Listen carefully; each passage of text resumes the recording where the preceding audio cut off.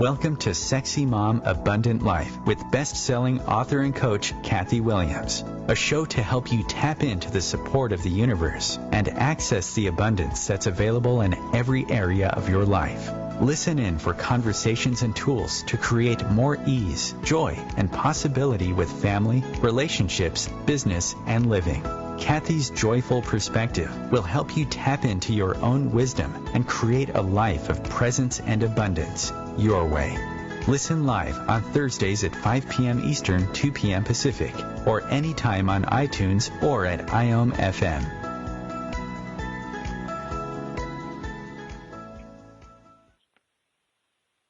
Welcome to Sexy Mom Abundant Life, everybody. I'm so grateful you're here. I'm Kathy Williams, and today we're having a conversation with Sophie Michèle, and she is just someone I always love talking with. We're going to talk today about transitions. Hey, Sophie, great to have you on the show. Hi, Kathy. I know, so excited to be chatting with you. And you're actually the one who suggested the topic of transitions.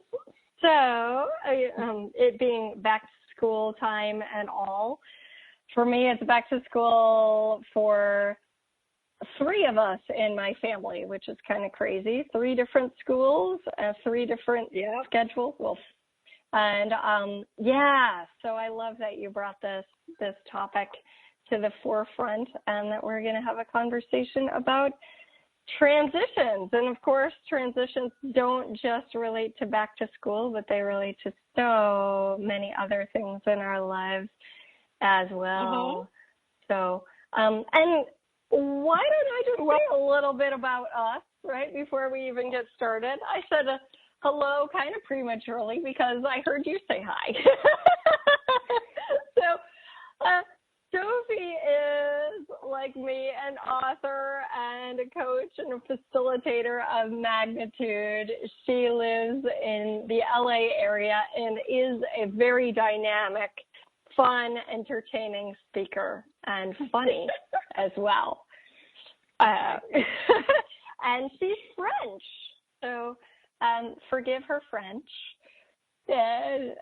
We're just going to have a really fun conversation talking about transitions today. She is also a mother of 2. How old are your kids, Sophie?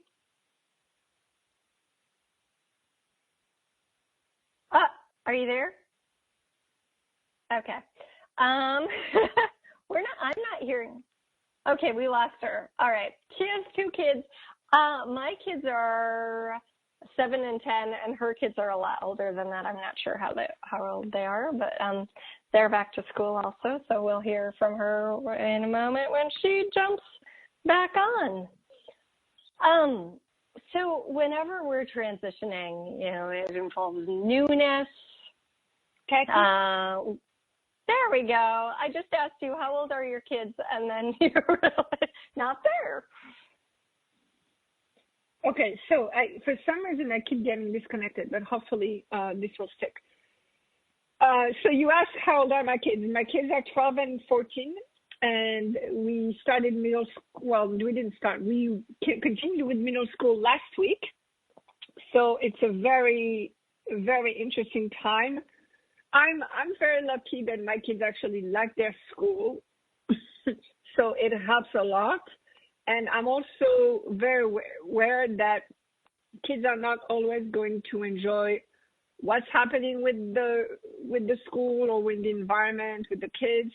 And so I feel like my job is just to help them, transition from one place, which is home, where they feel like they can be themselves, to school, where they don't necessarily feel like they can be the same person that they are at home. And so I've learned to look for stories. And I would like to use the example of work, if possible, because when I was working for big corporations, I was known around the office to be the person who did everything really fast. And it was fascinating to me that I actually was not really doing things fast.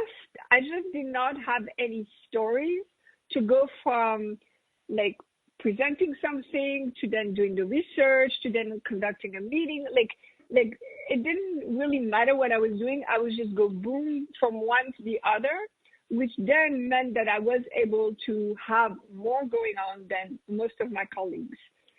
So the transition, how difficult a transition is going to be, it's all a matter of what kind of story do you have about the situation?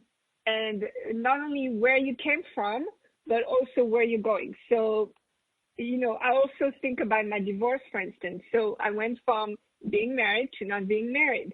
And it would have been a lot more difficult for me if I still associated a story around being married, like it makes me a more important person, a more valid woman, or whatever. Like if I still had that story about being married, then transitioning to not being married would have been a lot more difficult. But being married did not mean anything important at the time for me, so it was easier to transition to not being married. So that's the first thing I look for is what stories do you have about the place where you're going from and the place you're going toward? Does that make sense?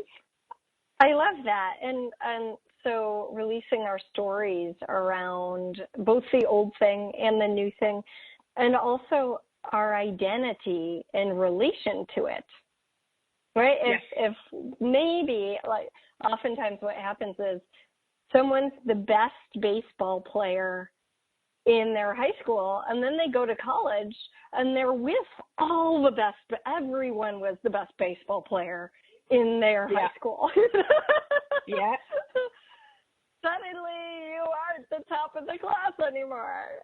And so releasing those ideas of who we are, and also the willingness to kind of be the new person and learn and adapt and what's available now for me without my stories. I love that you brought the idea of identity, and thank you so much for saying that. Okay, I actually feel that the issue with identity is we are looking too small. So we think we are like a great baseball player, or we are a great woman, or a great mother, or a great wife, or whatever, or a great, at our job. And if we base our identity on that, then of course anything that flattens that or changes that is going to be really challenging and emotional for us. So for me, the identity is going to be much, much greater above all of that. So like I'm a person who loves and who is loved, and I'm a creator. I'm very creative. Like looking at the way above all of this, that identity will actually never be touched by anything. It will never be, like, you cannot make me a not loving person. That's just not possible in my world. And so when you base your life on that way above identity, it doesn't matter where you're going from and to, because that does not affect who you are, right? Yeah. Yeah, so acknowledging that you're much bigger than those roles and positions. Yeah. My two children are in different schools this year. They're both in different schools from each other. And they both went to Montessori school last year, which they were used to. They had gone to for several years. And so entering a more traditional school has been very easy for the older son, and then more challenging for the 7-year-old, who's like, we sit there and we do boring work, and then we do some more boring work, and then we go have lunch, and then we come back and we do boring work. and so part of my just helping him with that has been to ask a lot of questions. Is there something you like about your teacher? Yeah. Is there, what is it you like about her? Because he's like, I don't like her, so is there something you like about her? You could find to like about her. Is there something, that you really enjoyed today? And so part of it is me navigating, like, is it the school? Is it the teacher, that we're just trying to navigate? What is it that could be a fit and he can grow into? Or is it really not actually a fit? And playing with someone who doesn't want to talk too much about it, because I'll ask him about it. Can you tell me more about that? And he doesn't always want to. So then I have to get a little bit specific, dancing with the questions. Yeah. Specific questions help a lot, and I love your questions. What is it that you like about the teacher? Those are really great questions. Especially when we're transitioning from a place that's familiar to a place that's not familiar, whether it's a school or a job or a relationship. A lot of times it's easy to put fear in the new situation because we don't know what it's going to look like. But if we decide ahead of time that it's going to be okay, like no matter what shows up, I'm going to be okay. Like I've lived that many transitions so far, and I'm okay. Then I'm going to probably okay there. When we look at that, it's so much easier also to have a smooth transition because now the fear can be removed. I always use this, like you're still alive and you've gone through many transitions and you're still alive. So most likely you know what it takes to transition fine between one place to the other, right? Otherwise, you would not be here anymore. That's so funny. And also, I don't know if this works in every situation, but for kids, like, I always look at what is it they're going to get that they actually want. So, for instance, if your child wants the teacher to, I don't know if he has homework or not, but to give him less homework or to be more lenient on, projects and things like that, making sure that he likes the teacher, it's going to be a pretty big piece of the puzzle. Like she's probably going to be a lot easier on him if they have a good relationship. So if they know that in advance, then it's easier. There was a middle school, we're not at that middle school, there was a middle school where they would pair up a kid that had just started in the school and a kid that was in like the last year of the school. They would pair them up so that the kid that just arrived could ask, hey, what do you know about this teacher? And what about this teacher? And like, what class should I take? And all of that, like they really helped each other out. So it was a really great idea, I thought. So like sometimes it's worth it before we go to a different transition, to a different part of our life, to ask, hey, who knows about this? Who has already gone through this that I can get advice from? Like, if you never created a business, you're leaving your job and you're going to create a business and you've never created a business, you may want to get a business teacher or somebody who can guide you on your business. Something for anything, any part of your life. So getting the support is important. And I think also who we get support from is really key, because if your middle schooler is entering the school and their quote support person is someone who's really bitter or negative about being there or whatnot, then that can also flavor your experience. I remember being in ballet and thinking that reading all these biographies would actually, and usually autobiographies, would give me an edge. And maybe in some ways they did, and in certain ways they colored my experience in ways that weren't actually so positive. Because maybe I bought those people's points of view as real and true when they didn't actually have to be true for me, and they became a limitation. So just looking at like, where is my information coming from, and recognizing, oh, that too is always colored by that person's experience. I remember when I moved to New York City, I was doing a self-development workshop, and I had 1 week to find an apartment. I had just moved to New York. I was staying with a friend, and then he basically told me, in 1 week, you have to get out. I'm like, okay. So I have 1 week to find an apartment. And I was telling the people in the workshop, hey, I need to find an apartment. What do you advise? And this guy was like, oh, you need to get an agent and you need to like go look at places and everything. And I'm like, well, I have a week. So what do you suggest? And he looked at me and he's like, you're crazy, right? Because in his mind, it was impossible to find an apartment in a week in New York City. Well, I'm crazy. So I was like, okay, well, what else am I going to do now? I have to find a place. And I did. And within the week, I had a place to call home. So it's true. But also use your own judgment. If what the person is telling you does not match what you know, especially when you know about you, then don't listen to it. That may be their experience. Like maybe this guy had a hard time finding a place, but he's not Sophie. He doesn't know my magic. Right?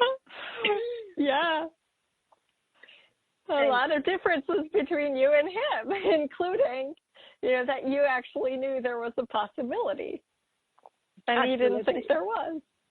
Yeah. Yeah. I remember that the 2 apartments I got in New York City, I was always the first one to respond to the ad.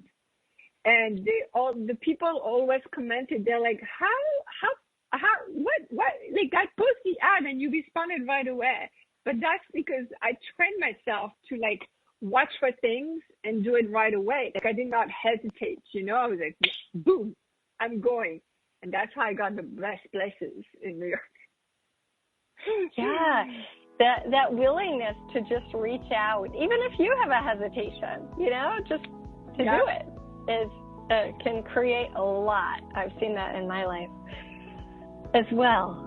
So thanks for listening to Sexy Mom Abundant Life, everyone. In a moment, we'll be back, and there are some strategies for navigating transitions and change and creating ease. So we'll talk about those.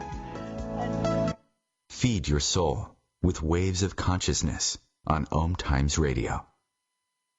Om Times Magazine is one of the leading online content providers of positivity, wellness, and personal empowerment. A philanthropic organization, their net proceeds are funneled to support worldwide charity initiatives via Humanity Healing International. Through their commitment to creating community and providing conscious content, they aspire to uplift humanity on a global scale. Om Times, co-creating a more conscious lifestyle. Dr. Kevin here, and I want to invite you every Thursday, 3 p.m. Pacific, 6 p.m. Eastern, to join me on the Dr. Kevin Show, where we have a diversity of guests who help you step outside the box, behind the curtain, and see what a load of crap is going on in the world today, so you have more information with which to make better decisions. We'll see you there. Namaste.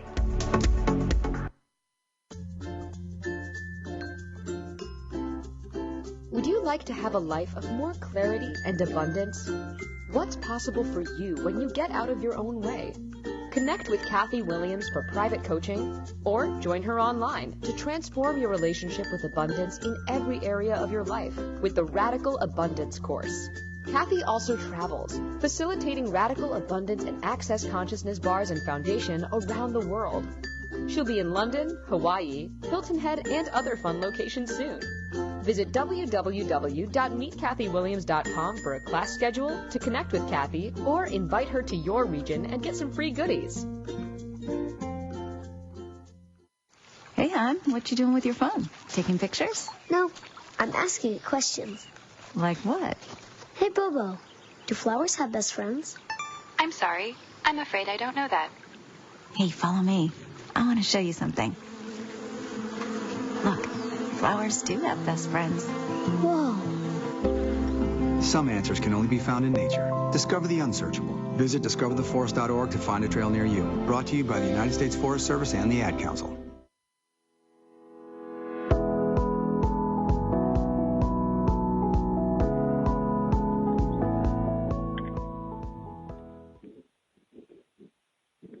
Welcome back to Sexy Mom Abundant Life, everyone. This is Kathy Williams, your host, along with your monthly co-host, Sophie Michèle. Yay! Hello. And today we are talking about transitions. Transitions in terms of school, work, moving, whatever, relationship changes, whatever it may be. And expectations, adaptations, things to make it easier. And before we hop back into the conversation, Sophie, I know there was something you wanted to tell people about on the show today. I'm so excited. All right, so I have 2 coaching programs that I'm starting like today, basically. They're launching today. One is to set your vision for your life. So there are 12 areas of your life that we can look at and set vision for. So it's a package of 3 sessions with me, and it's very, very affordable. And we spend 3 sessions of 45 minutes going over the 12 areas of your life. And once you have that vision, then you have a destination and you know what actions to take. So it's vision and actions as well. So it's a really directed program where it's like, what are you about in your life? And I love it.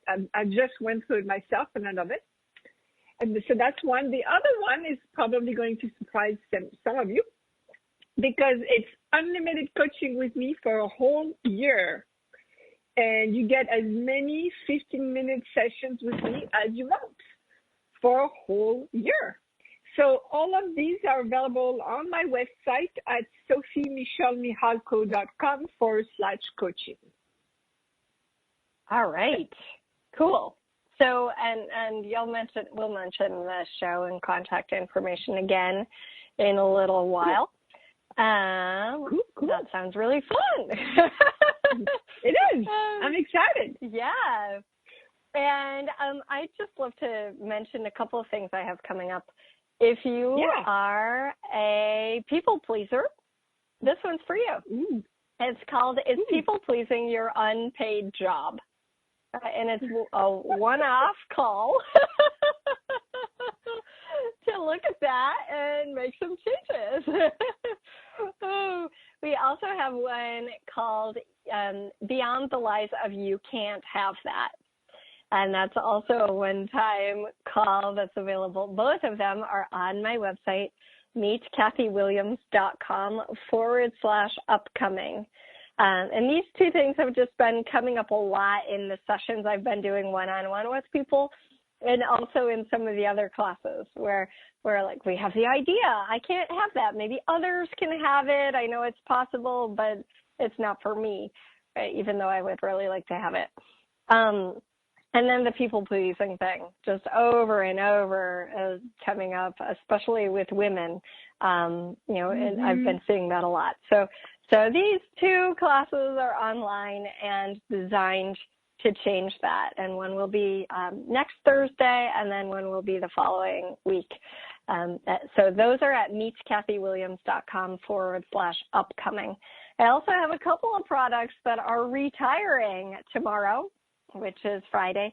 One is called Help, I'm an Empath. And the feedback I got from that class just knocked my socks off. So many people were super grateful. It's a product on my website that comes with a little bonus meditation for releasing energetic attachments. And if you've been taking on other people's stuff, it's definitely something that you are going to want to check out because it may be a contribution to you. So that one's retiring. And then 5 different prosperity energy pulls is retiring tomorrow, as well as a class with multiple energy pulls. And if you don't know what an energy pull is, I've got something for you. It's free at meetkathyWilliams.com. You just hop on over and there's a thing that says, get your free Create Your Life exercise here.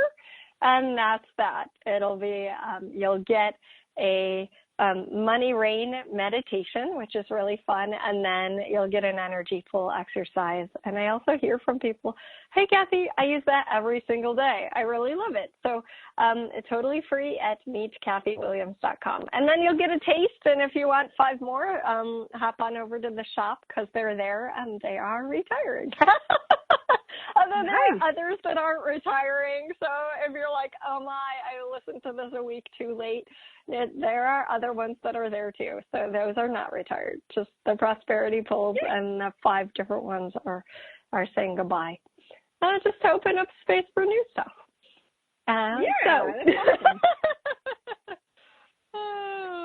Right, newness, transitions. That's our topic of today. So those things are transitioning on. So nice. You and I had a little kind of chat or interaction about taking action and having routine when we're having transitions. So what actions do you like to take, or what comes to mind when you're talking about taking action? Well, actually, what I was thinking first is to not. Okay, so if you hesitate to do something, you're never going to do it. So it's either you do it or you don't do it. But if you give yourself permission to be like, okay, well, yeah, I want to work out, but today I don't feel like it, then that's it. You're done. You're never going to work out, or you're only going to work out like in 6 months. You've got, like, you just do the action. Do never give yourself permission to not take the action.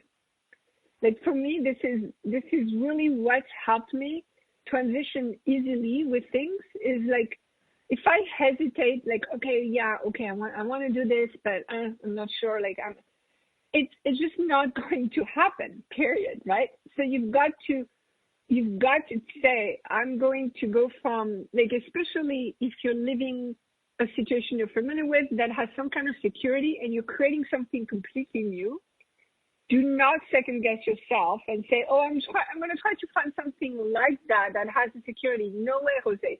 You left that security, like whether it's a job or a relationship, and that's because you're ready to explore something much bigger.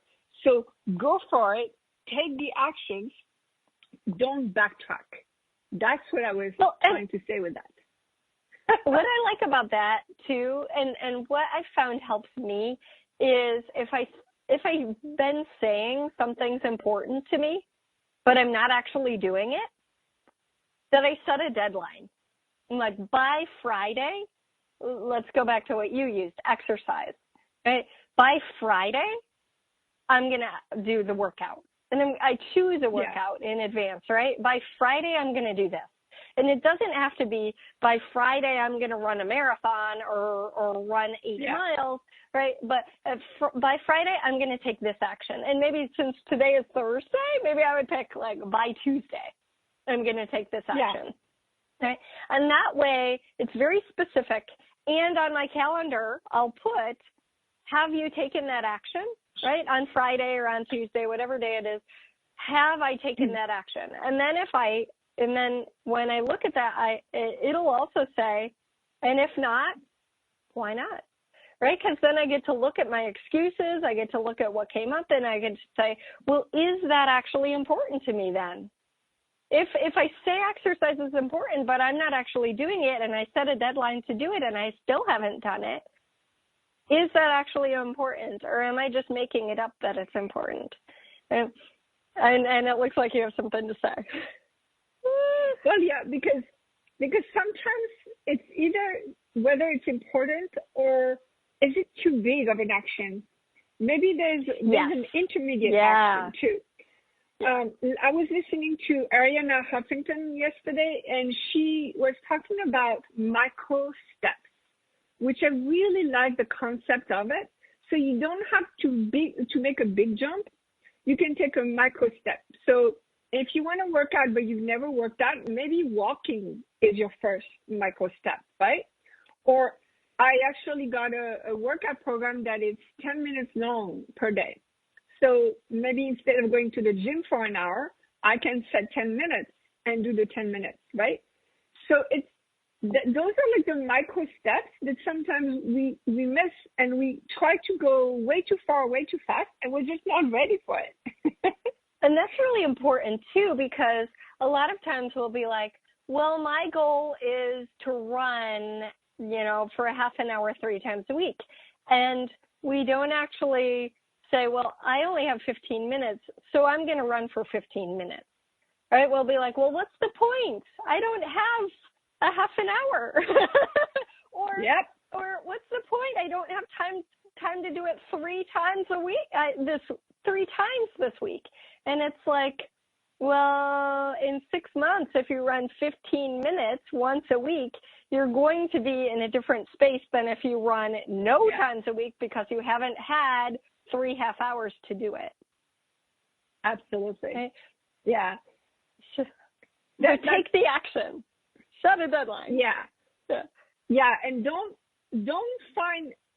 give yourself easy excuses, because if you set like 30 minutes 3 times a week and you don't actually have the time, then you have an easy excuse, which is I don't have the time.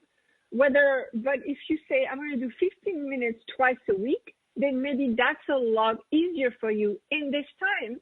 That's a lot easier. So now you don't have that excuse of time anymore. Get rid of your excuses, right? Yes. Yeah. And to that end, I've kind of found for me that, especially when it comes to family, routine can be useful without being too rigid or dogmatic about it.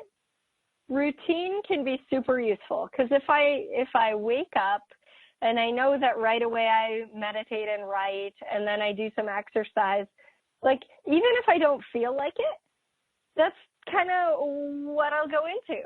Even if, okay, I don't want to do my bar practice today, which is what I do, like for real exercise, I'll do some yoga for 10 minutes. But I know that that's a consistent thing that really nourishes and nurtures me in the midst of, okay, now my brain is still trying to wrap itself around everybody's schedule.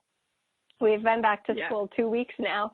So there's a lot of change and transition and newness, yet this kind of easy morning routine, waking up early, sets the stage for my day so that I don't wake up at 7 or 7:15 and have like hectic craziness and suddenly have the day coming at me and me, not having a settled approach. So I'd love to hear about your approach to routine, and I'm happy to talk about mine with my kids and stuff like that. But I've just found that in the midst of transitions, it's nice to have certain things that we can go back to. Yeah, so I have 2 things to say. First, I have to admit, I really did not like routine for the longest time. I mean, I was like allergic to routine, so I'm now in the process of establishing routines for myself and for the kids. So we had routines when they were little, but then as they grew up and became independent, we kind of let them go. So that being said, I am definitely going back to routines because I need to create new habits. And you said something important. It has nothing to do with how you feel about it. In fact, I'm going to go further than that. If you do things depending on how you feel about it or not, you are using a part of your brain that is very, very, very old, but not set up to get you to grow. And it's the primitive part of your brain. That's the one that's going to give you the chemical reaction of this feels good or this feels bad. That part of your brain has the reaction of whether it's a danger or not a danger. So it gives you, but it's not the part of the brain that's going to allow you to grow and have more in your life and take more chances and actually have easy transitions. So you want to get to this, to kind of like, okay, be aware of that. Like, okay, cool. This will feel good. Great. Be aware of that. But don't base your choice on that. Because it's a matter of what the action you want to take is going to be lined up with what you want to have and create in your life, which is very different than how you feel about it, right? Right. Yeah. A lot of times we go through resistance. Well, exercising doesn't always, it can be hard.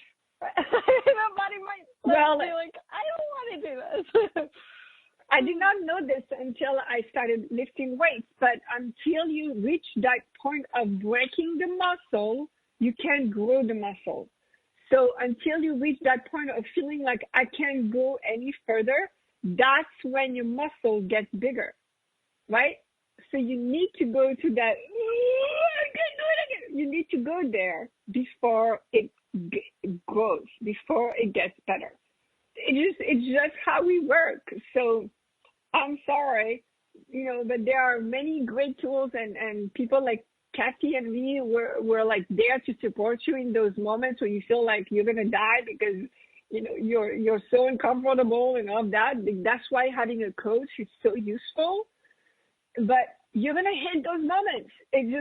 Just know that already. We know. That's what we're here for. Where you're like, that commercial, have you seen the commercial with the therapist that goes in the pool with her and she goes on the kitchen counter while she's cooking and she's talking to her? It's like, that's how we are. We know that we need to be there along with you as you go through those growing pains, right? But it's growing pains. It's how we're set up, and that's okay.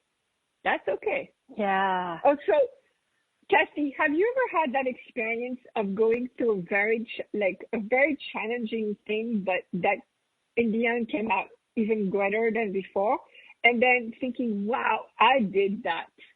Did you ever have that experience? Yeah, it's so rewarding. Just going out on a limb and asking for something and recognizing that took guts. Or going through something that I have resistance to. Yeah. And this is what grows self-confidence, because a lot of people who don't have self-confidence is because they did not allow themselves to go through that. But once they allow themselves to go through something and then look and be like, oh, look at what I've done, boom, their self-confidence just skyrocketed, right? Skyrocketed. So it's a really cool thing. And all of you who are alive with bodies right now, you can probably find 5 things today that you can look at and say, wow, I've done that. Oh my gosh, look at what I've accomplished. Even if it's just getting up, you can and do that it. Acknowledgement, that acknowledgement creates more. It's like so often we look at what we haven't accomplished and where we're not that we would like to be and what others are creating. And it's like, if you'll actually look at what you have created that's really working for you, you can build on it. And acknowledgement is a beautiful gift. So maybe as we go to the break, see if we can find, a handful of things that you can acknowledge yourself for, and then you can build on those. All right, we're going to head to break right now, and we'll be back in just a moment. Thanks for listening to Sexy Mom Abundant Life, everyone. See you in a moment.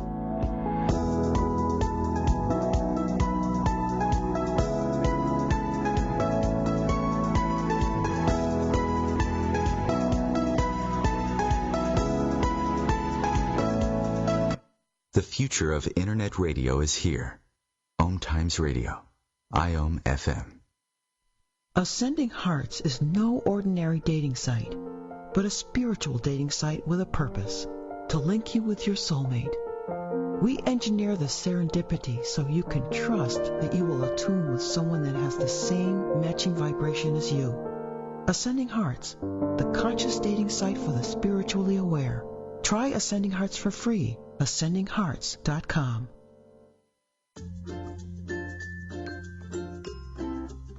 Would you like to have a life of more clarity and abundance?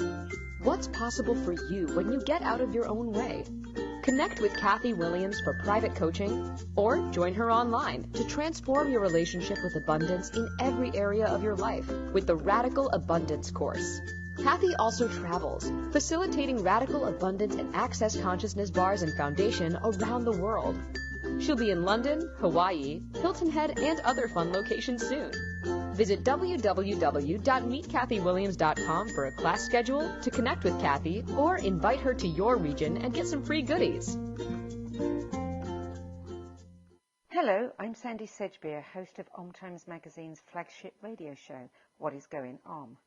My passion is sifting through information, research, and innovations from new thought teachers, speakers, and researchers, pushing back the boundaries of what we know about life, energy, metaphysics, and the universe. I love shifting perceptions about who we are, why we're here, and how quickly impossible becomes normal when we open our minds, expand our awareness, and accept that the only limits that exist are those we place upon ourselves. So if you're the kind of forward-thinking, eager investigator of what lies beyond the current reality that most perceive, why not make a date to come play with me in the field of possibilities at 4 p.m. Pacific Time, 7 p.m. Eastern Time every Thursday, and together we can discover what's really going on. Hi, we're the Goo Goo Dolls. We're fortunate that our daughters have what they need to grow and learn. But that isn't the case for nearly 13 million kids in the U.S. that struggle with hunger. Childhood hunger is a heartbreaking reality that Feeding America is working to change.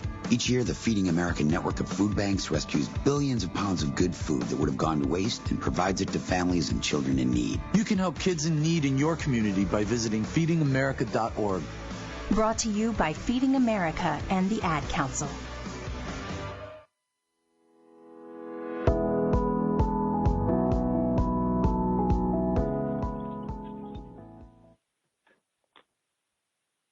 Welcome back to Sexy Mom Abundant Life, everyone. This is Kathy Williams, and today I'm having a conversation. Hi!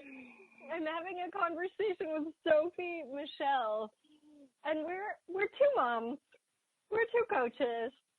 We travel a ton.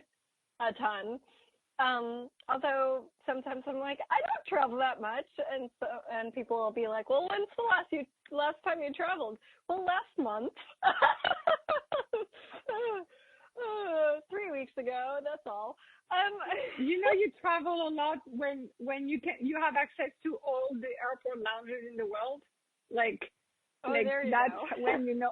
I'm like, okay, maybe I do travel a lot. Or when you know, like, oh, on this airline they have the handheld devices, and on this one they have the screens on the back of the seats, and on this one. Which airline are we traveling, Mom? Well, one with the handheld devices. Awesome! That's all they want to know. One with kids meals? So yeah. funny. Okay, cool. That is so funny. So funny. So, yeah, and travel involves a lot of what we're talking about today, which is transition. Yeah. Okay? Yeah.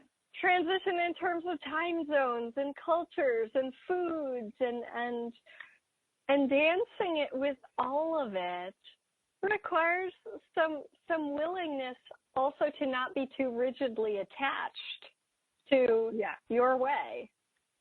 Absolutely. Yeah. Well, okay, so let's mention one thing first. I've never I don't think I suffer from jet lag very much because I always schedule something for me to do like within the next 24 hours that I land somewhere.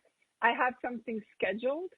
And the reason I do that is so that my body gets adjusted to the time zone right away, right? So it could be a meal, it could be a class, whatever it is. Like, I have to schedule it, so boom, I'm on. Now I'm living in this time zone. So it's saying to my body, get used to this, because this is how we're living now for the next 2 weeks or however long. So I think that that's the first part, is to really be willing to completely be immersed in the next phase, in the next transition. So leave behind the transition, the place where you were before, your time zone that you were before, and go into this next time zone. Don't assume that it's going to take time, because then your body says, okay, cool, we have time to adjust. No, just go there, be there. And then you said let go of your ways, right? So what you say? Like your rigid attachment to certain things. Right. Yeah. Being things being a certain way. Yeah. Letting go of self-control, right? I mean, letting go of control. Yeah, control. It's all about control. If we try to control issues. Yeah. Yeah. Like, let's not be a control freak. And listen, I get it. I'm a control freak. I absolutely admit it. But it makes my life a lot more difficult when I'm being a control freak, right? Well, and we all kind of know that from going to different people's houses, right? If you're staying with somebody at any point, like they don't always eat dinner at the same time that you're used to eating it, or they don't even eat the same foods, or, you know, they have different morning routines and things like that. And it's like, the more you can just have openness to that, like, well, let's just see what this is like for as long as I'm here. And maybe I can, okay, I'm hungry before, you know, 8 o'clock or something like that. Okay, now I know they eat dinner super late. So let me have a little snack at 5 or whatever it is, so that we're actually adaptable. And, you know, what's non-negotiable, like, yes, I do actually need to eat something, you know, before 8. Okay, cool. You adapt to what works for you, and also, you know, have the openness to try something new. Makes things so much easier, whether it's staying with someone and being on a trip, or whether it's having a new school and just like, oh, that's not the way we used to do it, but let's just explore how this works, and maybe we could learn to love it, and maybe we'll never love it, and we can find a different way of dancing with it. I like the term dance because I'm a dancer. But like, the dance also indicates like a fluidity and a flexibility and a movement of sorts, and almost an exploration where it's like, okay, I'm not used to this. I'm not used to the way people do things at this office. And actually, I find it a little bit weird. I'm not loving it. What would help me adapt, or what would it take me to actually learn to flow with this? And sometimes that just requires getting a little information as to like, oh, well, what do you guys love about it, right? How does this work for you? Is there a reason you chose this way? Because sometimes finding out why actually really serves us, because then we get it and we're like, oh, this is why they're doing that. Okay, I could see that. You know, let me do it too and see what it's like. Yeah, absolutely. I love that, and that's so true. The finding out why, because you may be attached to having something for a specific reason, and you never dared asking for their why. So when you find out why they're doing something, you're like, oh, you mean I could have that? Like, that's why, for me, asking why is like, oh, I'd like to be inspired. Tell me why you like to have a 9-to-5 job, at, you know, the same 9-to-5 job for 50 years. Inspire me. Like, I know when I started working in a business where I had to show up at 9 and leave at 5 and no overtime and you know, lunch hour or whatever, I was so bored. It was so difficult for me. But I saw people who were so happy. Like, what is it that they love about this, right? And it was the friendships. They got to build friendships with people that they knew for a long time. It was like a second family for them. So then when I never thought about having a second family at the office. So when I started having that possibility in my universe, it was a lot more fun to come to work from 9 to 5. Does that make sense? Totally. Yeah. Yeah.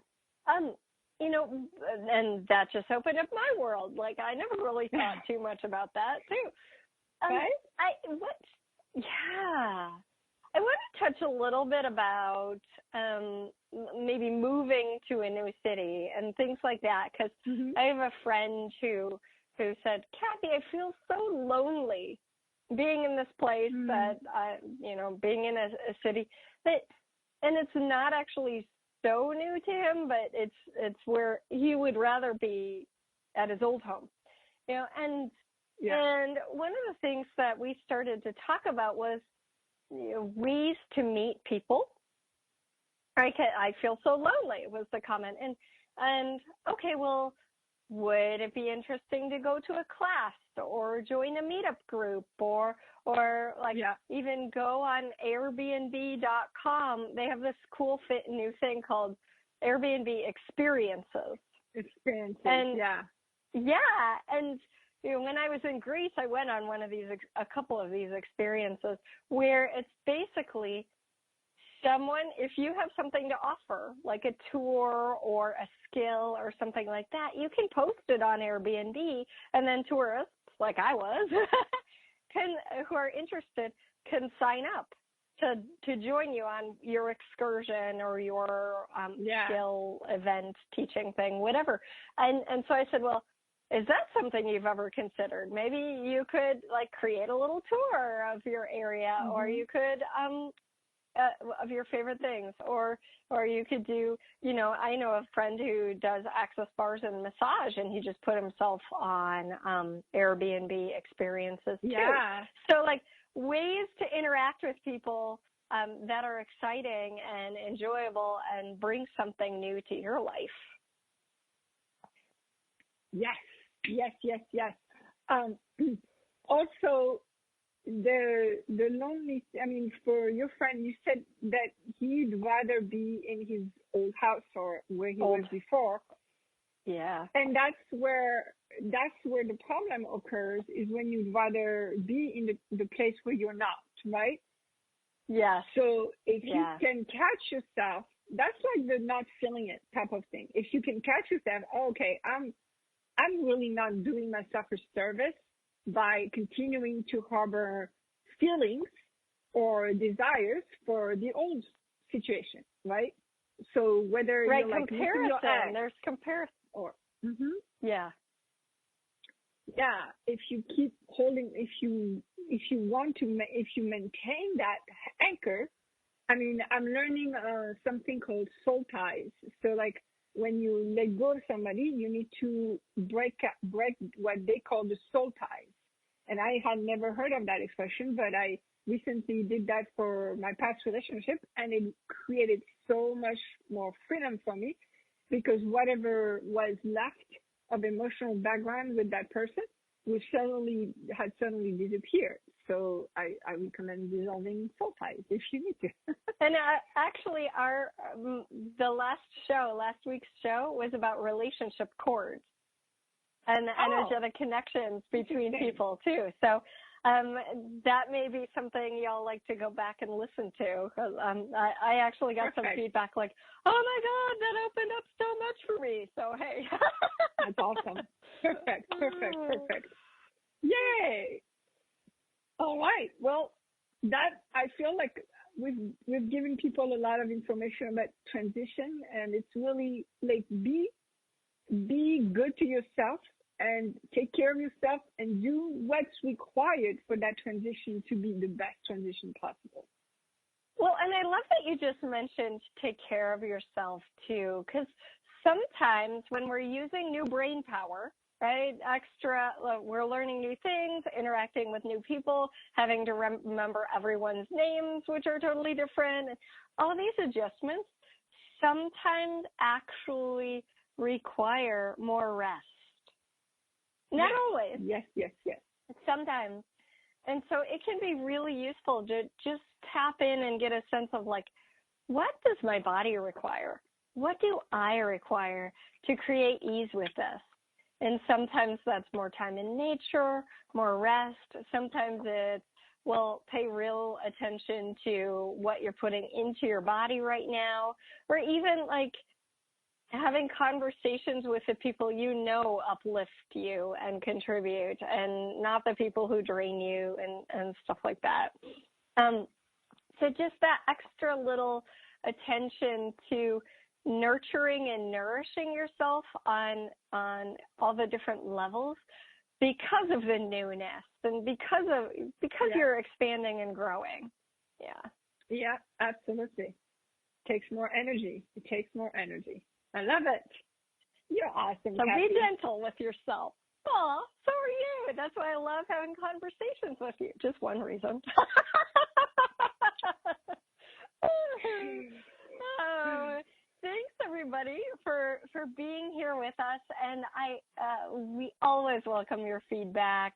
You could submit it at meetkathyWilliams.com, and that's got a K, Kathy, and an S, Williams, and there you can submit your feedback. You can listen to past shows.